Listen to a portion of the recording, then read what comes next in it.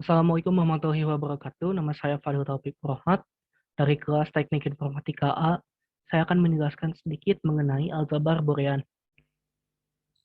Aljabar Boolean disebut aljabar Boolean karena setiap elemen dari A, B, atau C itu merupakan himpunan dari B dan juga berlaku aksioma berikut yang jumlahnya adalah 4. Yang pertama adalah identitas yang dimana elemen A ditambah 0 itu menjadi masih elemen A. Terus atau elemen A di perkalian dot dengan 1 itu masih elemen A. Yang kedua adalah komutatif, yang dimana elemen A ditambah elemen B itu sama dengan elemen B atau elemen B ditambah elemen A. Dia hanya tempatnya diganti tapi hasilnya masih sama. Dan juga ini berlaku untuk perkalian dot, yang dimana A dot B itu sama dengan B dot A. Yang ketiga adalah distributif, yang dimana ada perkalian dot dengan pertambahan di dalam satu fungsi. Distributif ini untuk membagikan hal yang di luar elemen yang di luar untuk memasukkan ke dalam kurung. Misalnya A dot dalam kurung B plus C itu bisa menjadi dalam kurung A dot B ditambah dalam kurung A dot C. Yang versi yang lainnya itu adalah di mana yang plusnya berada di luar sedangkan yang dotnya berada di dalam. Sama saja hasilnya dengan yang sebelahnya. Yang terakhir adalah komplement di mana untuk setiap A yang merupakan himpunan dari B terdapat elemen unik A aksen atau komplement dari A yang merupakan himpunan B sehingga elemen A ditambah elemen A komplement itu sama dengan 1 karena itu memenuhi dari A. Sedangkan elemen A dot elemen A komplement itu hasilnya sama dengan 0 karena tidak ada yang sama. Nah, karena elemen B itu tidak didefinisikan nilainya, maka terdapat banyak sekali aljabar Boolean. Misalnya aljabar Boolean proposisi yang nanti akan dibahas. Untuk mempunyai sebuah aljabar Boolean, orang harus memperhatikan salah satunya adalah kaidah atau operator dua biner dan operator biner yang elemen himpunan dari sebuah aljabar tersebut harus merupakan himpunan dari B. Yang ketiga adalah himpunan B bersama-sama dengan dua operator tersebut harus memenuhi keempat aksioma di atas.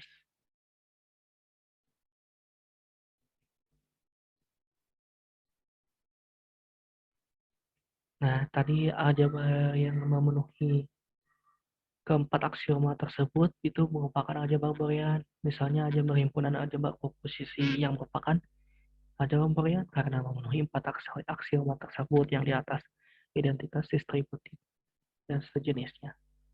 Jadi aljabar himpunan aljabar proposisi itu merupakan bagian dari subset atau himpunan bagian dari aljabar Boolean.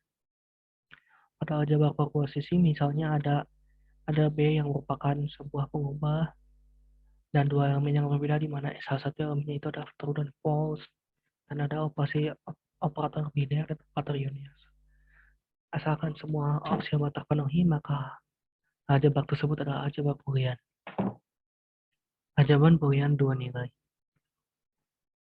Aljabar Boolean dua nilai itu hanya memiliki dua nilai yang seperti 0 atau 1 dan juga disebut lain adalah true atau false. Aljabar ini hanya memiliki dua hasil yang dimana hasilnya itu adalah 1 atau hasilnya itu adalah yang lainnya atau 0 dalam hal yang seperti ini. Operator biner yang dipakai itu adalah plus dan juga dot. Sedangkan operator union itu adalah aksen atau komplement.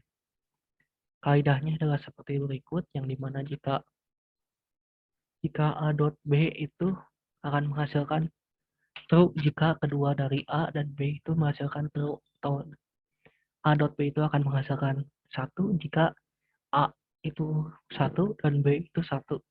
Tapi akan menghasilkan 0 atau false jika salah satu dari kedua A atau B hasilnya adalah 0 atau false. Sedangkan di mana perkalian sedangkan operator yang biner dan pertambahan A plus B itu akan menghasilkan hasil 1 atau true jika salah satu dari elemen A atau B itu 1 atau true. Seperti 0, jika A itu adalah 0 dan B itu 1, maka hasilnya akan 1. Tapi jika A itu 0 atau B itu 0, hasilnya 0. Yang terakhir adalah operator komplement, yang dimana A itu, misal A itu 0, komplement dari A itu pasti 1. Atau nilai yang satunya lagi. Dan begitu pula kebalikannya, di mana A itu 1, maka komplement dari A itu yang kebalikannya, yaitu 0. Tapi meskipun dengan semua itu, keempat aksioma yang pertama disebutkan masih tetap berlaku di sana, masih tetap berlaku di sini dan terpenuhi syarat. Selanjutnya ada ekspresi boolean. Ekspresi boolean itu terbentuk dari elemen-elemen B yang dapat dikombinasikan dengan operator biner ataupun operator uner. Seperti contoh yang di bawah tersebut, ada yang elemen A ditambah dengan elemen B, atau elemen A dikalikan dengan elemen B, komplement elemen A dikalikan dengan B ditambah C, seperti itu. Selanjutnya ada hukum-hukum boolean. Yang pertama ada hukum identitas yang sudah diketahui dari awal, yang merupakan 4 dari hukum yang dasar. Itu A ditambah 0 sama dengan A. Dan jika A dikalikan dengan 1, maka hasilnya juga A juga. Yang kedua ada hukum idempoten, yang dimana jika A ditambah dengan A, maka hasilnya adalah A. Dan A dikalikan dengan A, hasilnya adalah A. Yang ketiga adalah hukum komplement, yang dimana A ditambah dengan komplement dari A adalah 1, atau A dikalikan dengan komplement A, itu hasilnya adalah 0. Selanjutnya adalah hukum dominasi, yang dimana A dikalikan dengan 0 sama dengan 0, dan A ditambah dengan 1 sama dengan 1. Selanjutnya adalah hukum involusi. Jika komplement A dikomplementkan, maka hasilnya itu adalah A. Hukum penyerapan, yang dimana A ditambah A dikali B sama dengan A. Atau A dikalikan dengan A ditambah B, yang dimana A dikali A tambah B itu A kuadrat plus AB, itu masih hasilnya sama dengan A. Hukum komutatif, yang dimana jika A plus B itu bisa hasilnya sama dengan B plus A, bisa dipindah ruaskan asalkan sama operator. A dikali B sama dengan B kali A, karena sama operator kali. Hukum asosiatif, yang dimana A ditambah dalam kurung B tambah C, itu sama dengan A ditambah B dalam kurung C plus C. Atau yang kalinya itu A dikali dalam kurung B kali C, itu sama dengan dalam kurung A dikali B dikali C. Hukum distributif, yang dimana A ditambah B dikali C, itu sama hasilnya dengan A ditambah B dikalikan A ditambah C. Atau yang pertambahannya itu A dikalikan dengan B plus C, yang akan menjadi A dikali B ditambah A dikali C. Hukum De Morgan, yang dimana jika A ditambah dengan B dan dikomplementkan, itu hasilnya sama dengan A komplement A dan dikali komplement B. Terus jika komplement dari A dikali B adalah komplement A ditambah komplement B. Ada hukum 0 atau 1, yang dimana jika 0 dikomplementkan adalah 1, dan jika 1 dikomplementkan adalah 0. Selanjutnya ada pembuktian yang membuktikan beberapa persamaan dan menggunakan beberapa hukum yang tertulis.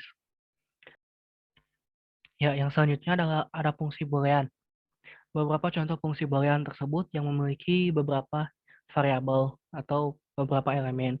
Misalnya ada 2 elemen, yang dimana elemen tersebut adalah X dan Y, ataupun ada yang 3 elemen, yang dimana elemen tersebut adalah X, Y, dan Z. Setiap variabel di dalam fungsi boolean itu termasuk dalam bentuk komplementnya, yang disebut literal. Nah, jadi ada fungsi nih, sebuah fungsi H ini. Dia itu memiliki variabel X, Y, dan Z. Tapi dia itu memiliki nilai yaitu X dikali Y dikali Z komplement. Fungsi tersebut memiliki 3 buah literal. Yang pertama yaitu X, yang literalnya adalah X, Y, dan juga komplement Z. karena hasilnya sama dengan Z. Nah, jika fungsi ini diberikan nilai, misalnya X sama dengan 1, Y sama dengan 1, dan Z sama dengan 0, maka nilai fungsinya itu menjadi H 1,1,0, yang dimana X-nya berubah menjadi 1, Y-nya berubah menjadi 1, Z-nya berubah menjadi 0. Tapi masih komplement, dan komplement 0 itu 1 dengan menggunakan hukum 0 atau 1.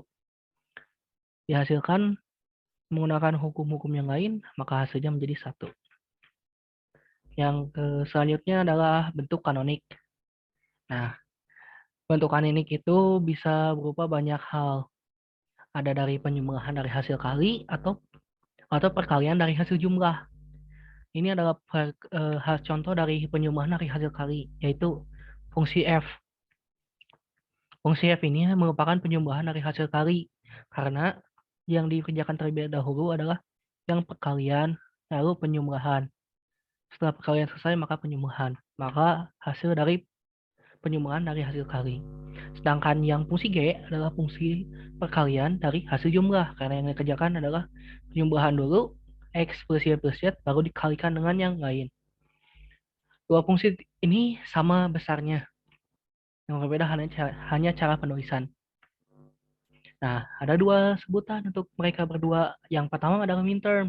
Yang suku minterm itu adalah suku Boolean yang mengandung literal yang lengkap dalam bentuk hasil kali.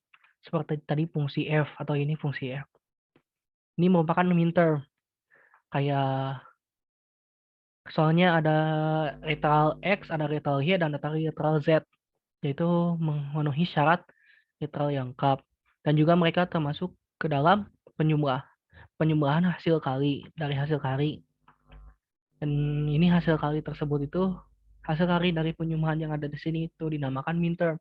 Jadi fungsi ini memiliki 3 minterm. Yang pertama adalah aksen X, aksen Y, dan Z ditambah X, aksen Y, dan aksen Z. Dan juga X, Y, Z yang ketiga. Yang kedua adalah max term. Max term itu suku di dalam ekspresi Boolean yang mengandung literal yang lengkap dalam bentuk hasil jumlah.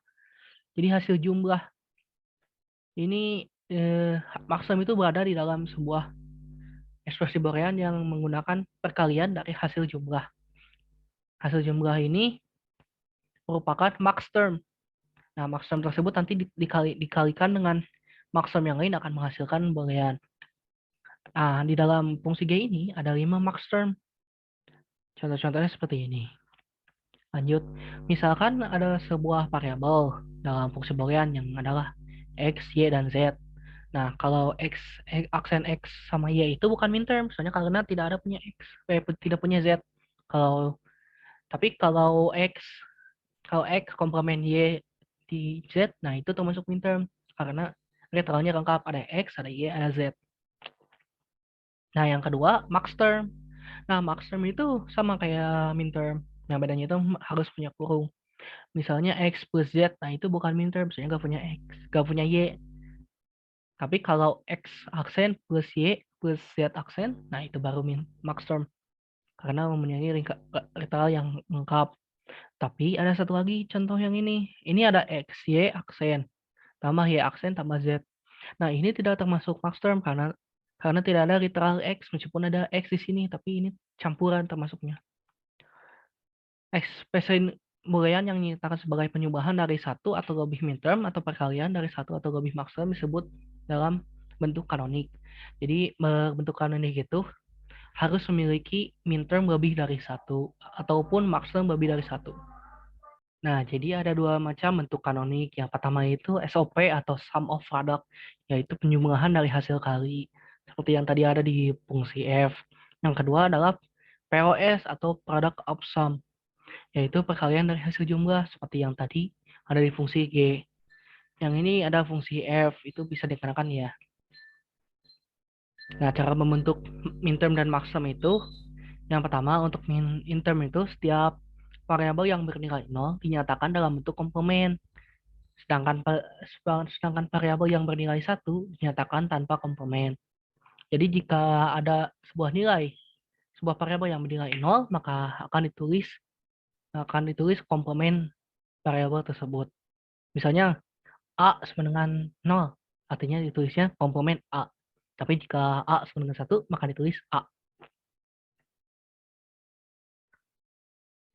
Nah, untuk sebaliknya untuk max term, setiap variabel yang menilai 0 dinyatakan tanpa komplement. Tanpa komplement dalam ini kebalikannya. Sedangkan variabel yang bernilai 1 dinyatakan dalam bentuk komplement. Jadi untuk max term, jika nilai X tersebut adalah 1, maka yang ditulis adalah komplement dari variabel tersebut. Tapi jika 0, maka yang ditulis adalah variabel tersebut sendiri. Selanjutnya adalah cara membentuknya dari tabel kebenaran. Nah, ini misalnya kita udah tahu X dan Y-nya itu 0, maka kita menulis mintermnya itu, kalau minterm 0 artinya komplement. Kita tulis komplement X dan komplement Y. Tapi jika di max term, yang kita tulis adalah jika 0 itu kita tulisnya variabel tersebut. Maka yang ditulis di max term itu X ditambah Y tanpa komplementnya. Tapi jika yang ditulis adalah, tapi jika nilai X-nya 1 dan Y-nya 1, maka kita di min term ditulisnya itu variabelnya sendiri, yaitu X dan Y. Tapi di max term itu berbeda. Yang ditulisnya itu adalah komplement dari variabel tersebut. Jadi kita nulisnya komplement X ditambah komplement Y. Nah, ini contoh maximum membentuk maximum dari ini. Dari 3 variabel. Misalnya pengertiannya sama, penjelasannya sama seperti yang sebelumnya. Yang beda adalah banyaknya variabel. Dan setiap minterm dan maksum mempunyai lambang sendiri. Jika minterm, lambangnya adalah M kecil, sedangkan maksum adalah M besar. Selanjutnya itu kan, asalkan ada tabel kebenaran, kita dapat membentukkan fungsi boolean dalam bentuk kanonik secara SOP ataupun POS dengan cara yang pertama mengambil, kalau minterm kita mengambil yang bernilai 1, maka kita akan tahu apa fungsinya. Sedangkan maksum kita mengambil yang nilainya 0. Nah, misal contoh di sini. Kita ada fungsi yang X, Y, Z. Nah, kita sudah tahu ada 0, 1, dan 0 dan 1 di tempat beberapa mana. Pertama SOP. SOP itu kan kita tahu nyarinya itu SOP itu artinya minterm, yang 1 nyarinya. Jadi yang ini, yang kedua. M2, M kecil 2. M kecil 1, salah.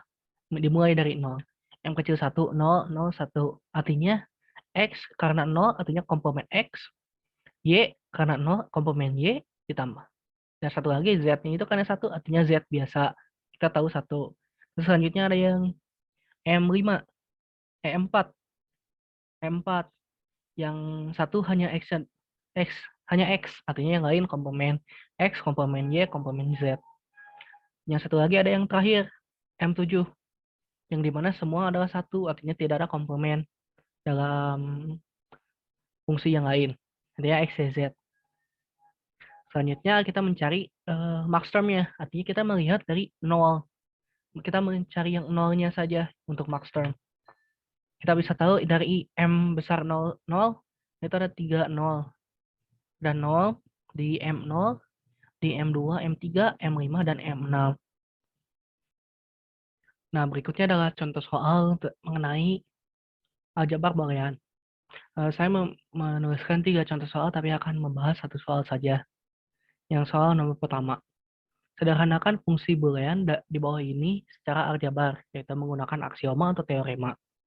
Fungsinya itu adalah XY ditambah komplement X dikali Z ditambah YZ. Dituliskan dulu pertama adalah fungsi f, yaitu dengan variabel x, y, z, adalah xy ditambah komplement x kali z ditambah yz. Kita akan menggunakan hukum identitas yang berbunyi di mana x itu, di mana a dikalikan dengan 1 itu sama dengan a. Maka kita akan bisa menuliskan bahwa yz sama dengan yz dikalikan dengan 1. Yang selanjutnya kita akan menggunakan hukum komplement yang dimana bahwa 1 itu sama dengan A ditambah A komplement sama dengan 1. Maka kita akan mengubah 1 menjadi X ditambah X komplement. Yang selanjutnya adalah kita akan menggunakan hukum distributif yang akan mendistribusikan X ditambah X1 dengan YZ. Maka kita akan mendapatkan persamaan yang berbeda, yaitu XY ditambah X komplement X dikali Z ditambah XYZ ditambah komplement X dikali YZ. Yang selanjutnya kita akan menggunakan hukum komutatif untuk menukarkan tempat x, y, z dengan x aksen x dikali z. Yes.